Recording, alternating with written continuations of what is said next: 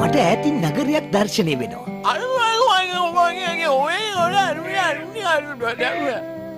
නාමපූර්ව නම් අප්‍රසන්නයි. නගරයක මුලින්ම තියෙන දේ සුන්දරව තියෙන්න ඕන. කොහොම වුණත් හොඳ තැන. බලන්නකෝ හාමිනේ මං කොණ්ඩේ කපලා දවල්ට කෑව 1000ක්ම ගියා. ටිකක් වැඩි වාගේ.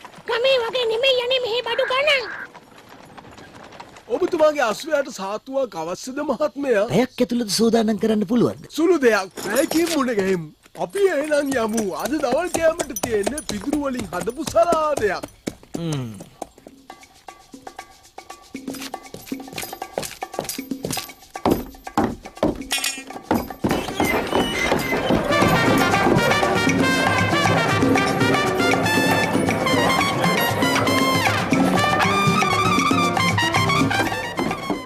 මට ඇත්ත දොඩම් වීදුරුවක් දෙන්න. මේකට මොකද්ද පොඩි අතුරු කිල්ලක් වැටිලා නේද? ඔය කරපිංච ඉත්තක්. කරපිංච කොලේ දාන්න යෝජනා කළේ මම. ඒකෙන් පොඩි දේශීය බවක් ලැබෙනවා. ඔයා මේ ඉන්නේ තනාග පිනිබිදු අවන්හලේ. මේක තමයි මේ පළාතේ අන්තිමටම හම්බ වෙන සුපිරිම අවන්හල. මම මෙතන අයිතිකාරයා කලාබර රුවිතසේන. සන්තෝසයි. මම කවුද බෝල්? ඔබතුමා බොහෝ දුරක් ගෙවාගෙන ආපු බව දැක්කම තේරෙනවා. මොකද කියන්නේ උඩට ගිහිල්ලා උණු වතුර ටිකක් නාලා කරලා පල්ලයට ඇවිල්ලා ජෝඩුවතක් බලමුද? දැන් බැබෙන වෙලාවක බලමු. මම යනවා මගේ මිත්‍රයා අවංක කුස්ස හම්බ වෙන්න. ඔය කේදර කොට මහත රතු ඉන්දියන් නායකයා නේද? මේ ඉන්න මගේ නීතිඥ සාතරර වලි කුකුලත් එයාගේ නෑ. මං හරි නේද මෙයා? හරි. මේ ලොක්කා පොඩක් ඉක්මනට එනවද? එළිය පොඩි ප්‍රශ්නයක් වෙලා. ඔය දෙන්න කතා කර කර ඉන්න. මම ඉක්මනට එන්න. මේ නෝනලා එයාලගේ සන්තකයටම තියෙන සල්ලි අරගෙනලු මෙතනට ආවේ. මොකද බලන් ඉන්නේ මිනිහ ඇතුළට එන්න කියනවා. කරුණා කරලා සියලු දෙනාම ඇතුළට ඇවිල්ලා අසන් ගන්න නෝනාවරනේ. මහන්සියෙන් හම්බ කරපු සල්ලි ආයෝජනය කරන්න හොඳම තැන මේක. සල්ලි කොච්චර විතර තියෙනවද? අපි ආවේ සෙල්ලමට නෙමෙයි මේක වහලා දාන්න. සූදුවට තිත කණ්ඩායම ඉවරයි. ඒක දිහා හොඳට බලනවා. මේක වහලා දාන්න ආණ්ඩුකාරතුමාගෙන් ගත්ත නියෝගයක් මේ තියෙන්නේ. ඔව් ආණ්ඩුකාරය ගස්සෙන තියෙනවා. ඒක නිසා මෙයාට අයිතිය තියෙනවා මෙතන වහලා දාන්න. ඒ ගැන අපිට මුකුත් කරන්න බෑ.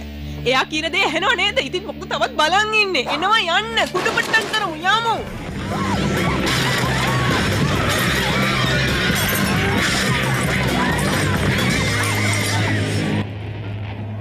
අපේ සටනට ජයවා! අපේ සටනට ජයවා! අපේ සටනට ජයවා!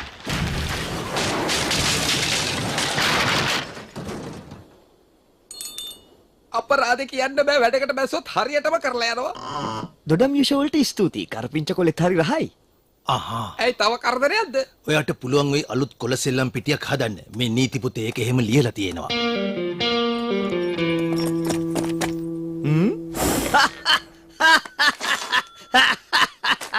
අටසියක් වැඩිනේ. කොණ්ඩේ හදන්න ජෙල් බෝතල් දෙකක්ම ගියා. මට මේක පැහැදිලිව කියන්න. අපි දැන් නගරයට ගිහිල්ලා වැඩේට කැමති නඩුකාරයෙක් හොයාගත්තොත් අපිට අලුත් තැනක් හදන්න පුළුවන් වෙනවා. මෙම සීක්‍රගාමී කරත්තේ මෙතැන් සිට සෑම නැවතුමකම නවත්වනවා ඇත. ඔය කියන විදිහේ පුද්ගලයෙක් මම දන්නවා. මිනිහාගේ වැඩේ කරගන්න පුළුවන් වෙයි.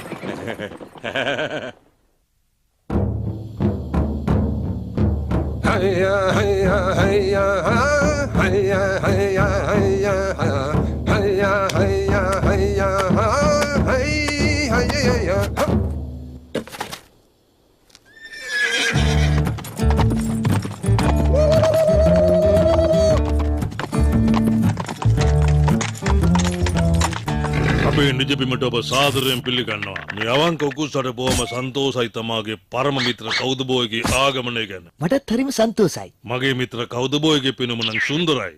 ඒත් මං අවංකවම කියන්න කැමති මිත්‍රයාගේ අශ්වයාගේ කොණ්ඩ මෝස්තරේ නම් වස කැතයි. හොඳයි දැන් අපි පිළිගන්නේ චාරිත්‍රය පවත්වමු.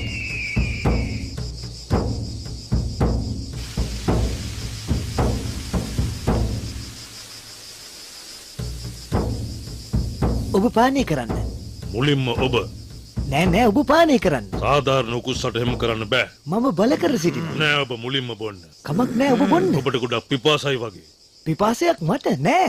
මම දොඩම් යුස බිව්වා. සාධාරණ උකුස්සට කිසිම පිපාසාවක් නෑ. ඔබ මුලින්ම බොන්න. නෑ නෑ ඔබ මුලින්ම බොන්න.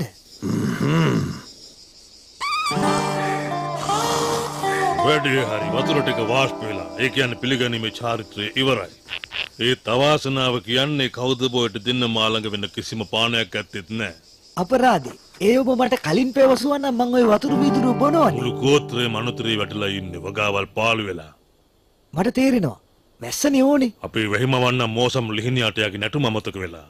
අමතක වෙලා? බලන්නකෝ යාටම තේරෙයි.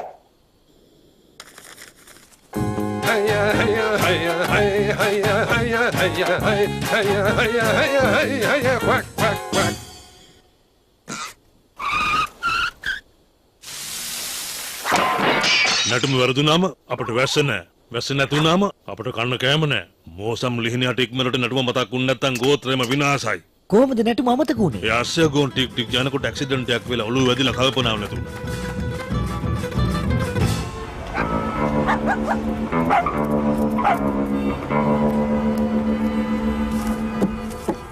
ඔයා කොහෙන්ද? ගෙවපු කරත්ත ගාස්තු ආපහු ගත්තා. අපි වොෂින්ටන් වලට ආවේ විනාඩි 7ක් පරක්කු වෙලා. සල්ලි ආපහු දුන්නේ නැත්නම් මං එයාලට නඩු දානවයි කියලා බය කළා. ඔයා හරි දක්ෂ නීතිඥයෙක් නේ. එහෙමනම් දැන් ගිහිල්ලා මගේ මිත්‍ර අවනීතිපාල නඩුකාරතුමා හම්බ වෙමු. එයාගේ වැඩේ කරගන්න පුළුවන් වෙයි.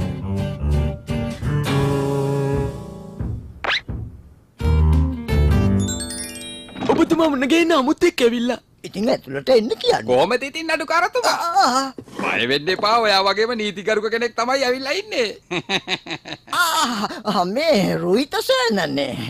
ඔයා අපේක ලොකු දෙයක්. අඳුන්ලා දෙන්නත් බැරි වුණානේ. මේ වගේ නීතිඥයා සාධාරණ බලි කුකුලා. ඇයි මට නඩුවක් දැම්මද? අයියෝ මං ඉවරයි. බය වෙන්න දෙයක් නැහැ. මං ආවේ ණය සල්ලි ඉල්ලන්න නෙවෙයි. පොඩි හවුල් ව්‍යාපාරයක් ගැන කතා කරගන්නයි මං අද ආවේ.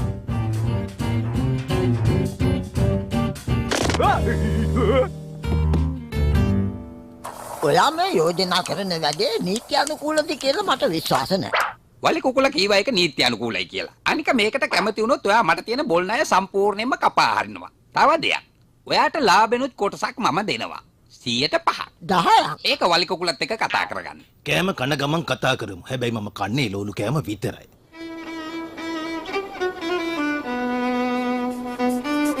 දැන් සෝද ගන්න ඕන. මට ජලයේ ස්වල්පයක් දෙන්න. දෙන්නම්. ඔච්චර තමයි. අර හරිනටම නටනකම් වතුර ලැබෙන්නේ නැහැ.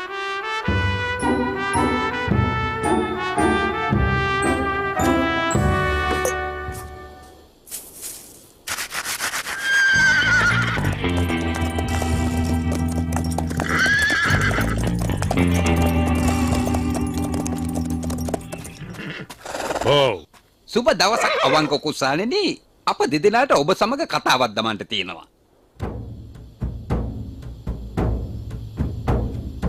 අවංක කුස්සට නපුරක ඉවක් දැනෙනවා. රුවිත සේනයි වලි කුකුල් මලයයි මෙතනට ආවේ අපේ ගෝත්‍රයට ප්‍රශ්නයක් දාන්නද? මොකද ඔය හොර බොරු වැඩවලට අපි ළඟ ඉඩක් නැහැ. කලබල වෙන්න එපා ලොකු අයියේ. මෙතන එහෙම හොරයක් නැහැ. ඔයාලගේ අතට ගාණක් හම්බ වෙන ක්‍රමයක් කියන්නේ. හොරු කියන්නේ අපි ළඟ සල්ලි හම්බ කරන්න කිසිම ක්‍රමයක් නැහැ. එහෙම කියන්න එපා. මන් ළඟ සැලැස්මක් තියෙනවා. මේ බලන්න. මොකද්ද මේක තියෙන්නේ? ඔය තියෙන්නේ නඩුකාරතුමගේ අස්සන සහිත නීත්‍යානුකූල ලියවිල්ල. ඒකෙන් ඕගොල්ලන්ට අවසර ලැබෙනවා කොළ සෙල්ලම් මධ්‍යස්ථානයක් පවත්වාගෙන යන්න. මොකද්ද? කොහෙද බලන්න? මේක සත්‍යයක්. ඕකේ කිසි හොරයක් නැහැ. මමත් ටිකක් කොළ සෙල්ලම ගැන දන්න නිසා ඕගොල්ලෝ කැමති නම් හවුල්කාරයෙක් වෙන්න. ඔහු හවුල්කරුවෙක් කරගත්තොත් ඔබට අනතුරක් සිද්ධ වෙන්නේ. පරණ කියමනක් තියෙනවා පණින්න පෙර සිතා බලනු කියලා අහලා තියෙනවනේ. මේ වෙලාවේ පරණ කතා වලින් වැඩක් නැහැ. කලදුටු කල වලහිය ගන්න ඕනේ. ඒත් මෝසම් ලිහිණියට නටුම අමතක වෙලා නිසා හිය ගන්න වලේ වතුර නැහැ. අවංක උකුස්ස යෝජනාවට කැමති. රුහිතසේන අපේ හවුල්කාරයෙක් කරගෙන කොළසෙල්ලම් පිටියේ මැනේජර් කරනවා. ඔබ නිවැරදි තීරණයක් ගත්තේ.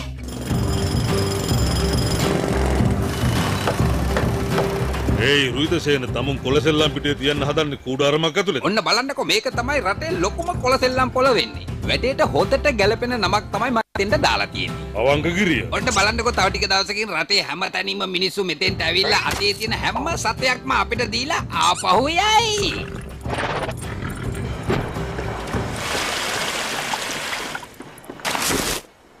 ඒ මොකදනේ? ඒවට කියන්නේ තනකොළ කියලා. ඔහෙට වැහිනටම මතක තිබුණා නම් මේ පළාතේ හැමතැනකම ඔවා තියෙනවා. සහෝදරවරුනි, ඕගොල්ලන්ට මෙයා කියලා දෙයි කොළ සෙල්ලම වංචනික ලෙස කරන්නේ කොහොමද කියලා. මෙයා ඒ පිළිබඳ උපාධි තියෙන විශේෂඥයෙක්. මුලින්ම අඳුරගන්න මේ තියෙන්නේ කොළ 44 සෙල්ලම් කොළ ටික. මේ අවංක අහිංසක ඉන්දියානුවන් මංචාකාරයන් බවට පත් කරන්න ඇත්තටම ඔබට ලැජ්ජාවක් නැද්ද? මොකටද ලැජ්ජ වෙන්නේ? ඒකෙන් වාසි වෙන්නේ යාලට. මටත් පොඩ්ඩක් වාසි.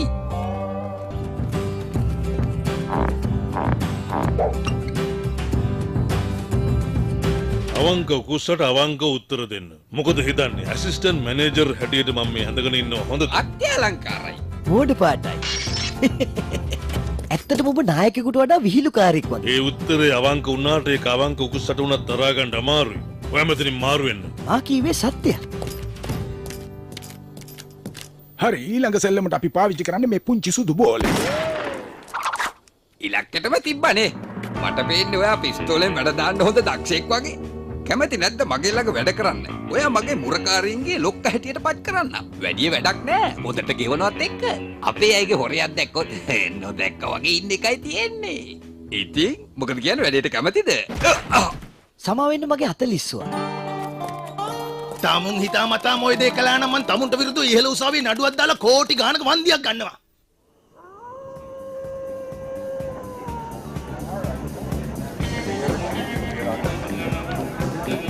ආණ්ඩුකාරතුමනි ඔබතුමා අපේ සමාරම්භක උළෙලට එයි කියලා මං හිතුවේ නෑ. මගේ හවුල්කාරයා අවංක උකුස්සා ඔබතුමා අඳුරනවනේ. ඔව් මන් දන්නවා. මේ පිහාටුවත්තන්ට කොළ සෙල්ලම් පිටිය පවත්වන නීතියෙන් අවසර තියෙන නිසා සෙල්ලමට තිත කණ්ඩායමට මේක වහන්න වෙන්නේ නෑ. එයාලව මතක් කරන්නවත් එපා. ආනේ මේ අපේ අවනීති පාලන අඩුකාරතුමත් ඇවිල්ලා ඉන්නේ. බොහොම සතුටුයි.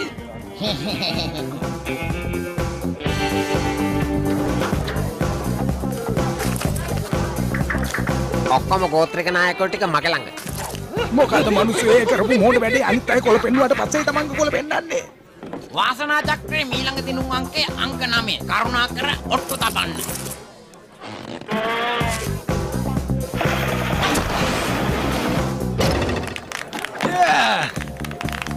ඒක හරියන්නේ නෑ ලෝකා මේ පිහාටුකාරු අවංක වැඩි. කවදාවත් ඒගොල්ලන්ට දිනා ගන්න බෑ. බය වෙන්න එපා. ඒගොල්ලෝ දිනන හැම සතයක්ම අපිට ආපහු ලැබෙනවා.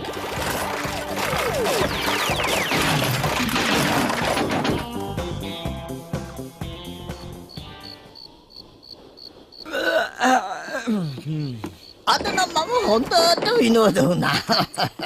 ඔබ දිනවද? මොනවා කියනවද මම අදත් පැරදුනා. හැබැයි එහෙම වුණාට මට ප්‍රශ්නයක් නෑ කවුද බොයි. මොකද මටත් මෙතන කොටස් තියෙනවා. එක අත පරදිනකොට අනික් අත දිනනවා. ඕ ඈ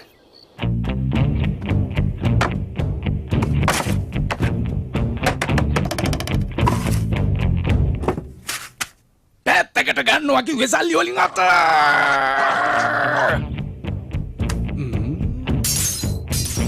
ඇත්තටම මේ පිහාටු මල්ලාට කලින් බැන්නේ අපරාධේ.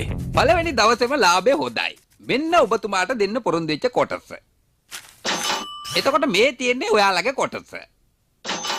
ඔහු ඔබට වංචාවක් කරන්නේ. කවුද බෝයි ඔය කියන කතාව දැන් නවත්ත ගත්තොත් හොඳයි. අපිට රුවිත සේනාව බොහොම විශ්වාසයි. යාට බොරුකාරයෙක් කියනකොට අපි කැමති නෑ. ඔය සල්ලි කද්දරාවෙන් ඔයාලා මොනවද කරන්නේ? මේ සල්ලි වලින් අපි වතුර ගන්නවා. අපිට වැස්ස නැති නිසා ගොවිතැන් කරන්න වතුරත් නෑනේ. කොහෙද දෙන්න? මං ඔයාලට වතුර දෙන්න. කොහාටද මේව දාන්නේ? ඔය වලට හලනවා.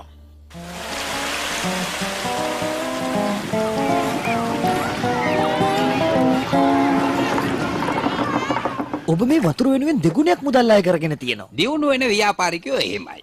ඔබ සොරෙක්. ඔයාගේ කට වහගෙන ඉන්න මේ ටික ඇති වෙයි නේද? අයියෝ සමාවෙන්න ආයෙත් මගේ අත ලිස්සුවා. මොකක්ද? මාව විහිළුවකට ගත්තද? මං එච්චර හොඳ මිනිහෙක් නෙවෙයි. ඉවතුවා හොඳට බැති. මං ඔයට හොඳ පාඩමක් උගන්.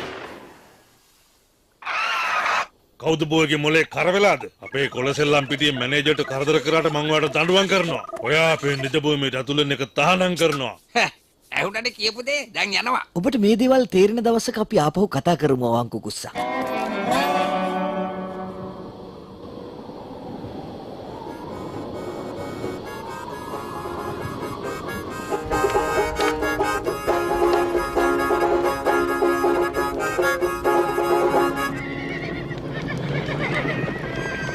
අර තියෙන්නේ ඕක තමයි අවංක ගිරිය.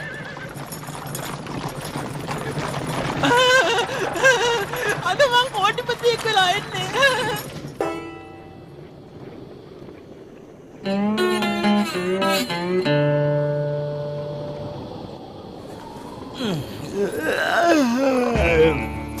දැන් ඉතින් ආමිනේ මාව කෙටවත් අද්ද ගන්න එකක් නෑ.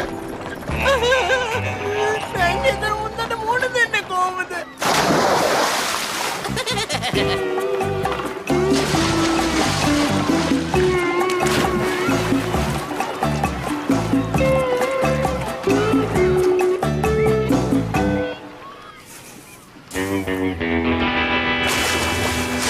සහෝදර සහෝදරියනි මේ ජලය පාවිච්චි කරලා අපි භෝග වගා කරන්න ඕනේ. එහෙම නැතුව සෙල්ලමට වතුර ගහගෙන හරියන්නේ නැහැ. මේ වයසට සෙල්ලම් නොකර කවද කරන්නද?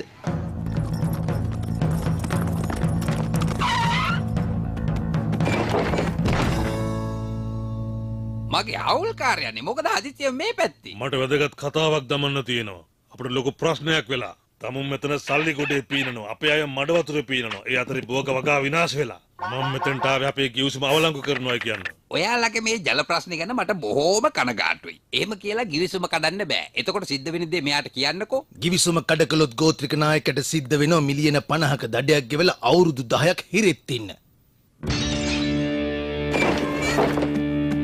කොහොමද මිත්‍රයා? ඇයි මූණ එල්ලගෙන? කවුද බෝයි? ඔයා රුහිතසේන ගැන කිව්ව කතාව ඇත්ත. එයා කතා කරන්නේ දිව දෙකේ වචන පපුව ගලක් වගේ. අපිට කිව්සුම අවලංගු කරන්න විදියකුත් නැහැ. ඒකෙන් තේරෙන්නේ ඉතින් දැන් අපි අවසානයේ. යනවා යන්න එළියට. ආයෙත් ඇතුළට එන්න ඕනේ නම් ණය ඔක්කොම ගෙවලා දාන්න සිද්ධ වෙනවා. ඔබටත් මේකෙන් ආදායමක් තිබුණා නේද? ඔව් ඒ වුණාට මගේ ආදායමට වඩා මම පරදින්න ගත්තා. ඔබ කුලසෙල්ලම් පිටියේ අයිතිකරු වුණා නම් හරිනේ. මැනේජර්ව මාරු කරාම ඔබට දිනන සල්ලි සුරකිව තියාගන්න පුළුවන්. ඒ අදහස නම් ගොඩක් හොඳයි කවුද බොයි. අපි ඒ ගැන සාකච්ඡා කරලා බලමු. ඔබ ජලය සපයනවා නම් කොලසෙල්ලම් පිටිය විකුණන්න සාධාරණ කුස්ස කැමති. යෝජනාව නම් හොඳයි ඒත් මේක කරගෙන යන්න මැනේජර් කෙනෙක් ඕන. ඔබ ගොඩක් දෙනා අඳුනනවනේ. ඒක නිසා කෙනෙක් හොයාගන්න අමාරු වෙන එකක් නෑ. හරි. ටෙලිග්‍රෑම් එකක් යවලා මං කෙනෙක් ගෙන්න ගන්නම්.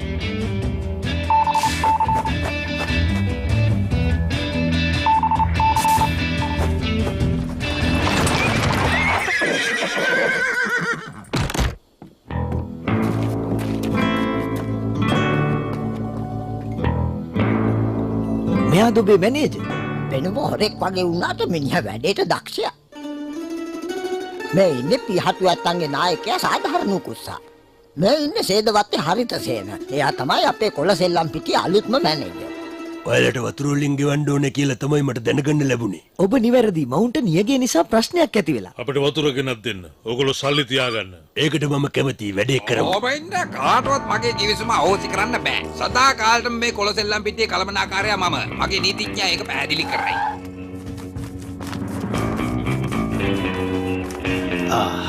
පුතේ හැටියට කොළසෙල්ලම් මධ්‍යස්ථානික අයිතිකාරයා වෙනස් වුණොත් කළමනාකරුගේ කිවිසුම අහෝසි වෙනවා. සරලවම කියනම නම් රුහිතසේනට දොට්ට බහින්න වෙනවා. මොකද වෙලා තියෙන්නේ? ඔයා වැඩ කරන්න ඕනේ මාව රැකගන්න නේද? ඒක වැරදි. මම රකින්නේ නීතිය විතරයි. තමුන් මගේ සේවාදායකයා. තමුන් වගේ කෙනෙක් ළඟ වැඩ කරන්න සිද්ධ වුණේ මගේ පූර්වේ කරුමකට. එහෙනම් ඉතින් යොසුම අත්සන් කරමු. මං ඉන්නකන් ගෙව්ව කොහෙද? ඕන දෙයක් කර ගන්නානේ.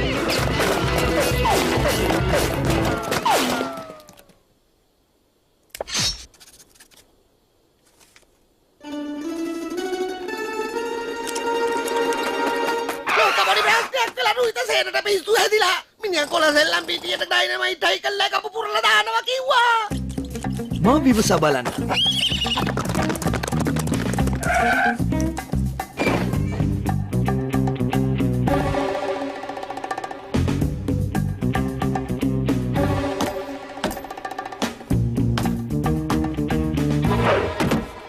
කල දේ කුඩු වෙන්නම පුපුරනවා.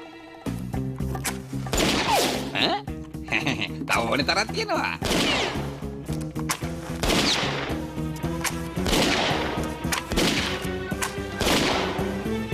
දැන්වත් මෙතනින් පිට වෙලා යනවද? ඒම කොහොමද? මන් දන්නවා කවුද බෝ ඔයාගේ තුවක්කුවේ දැන් උණ්ඩ ඉවරයි.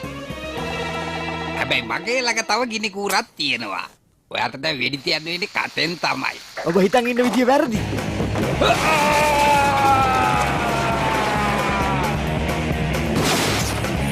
පුපුරන්න කලින් ඉක්මනට යන්න.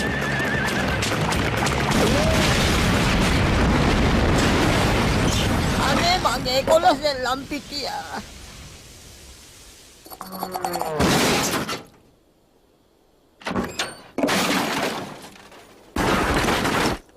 ඒයි මට මතක් වුණා.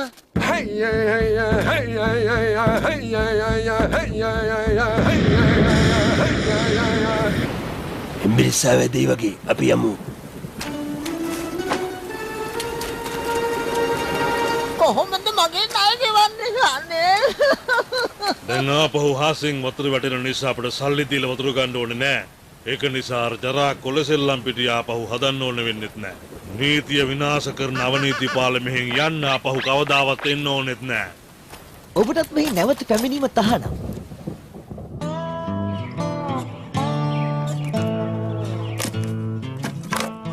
දැන් ඔබේ කාන්තාරේ තන පිටියක් වෙලා.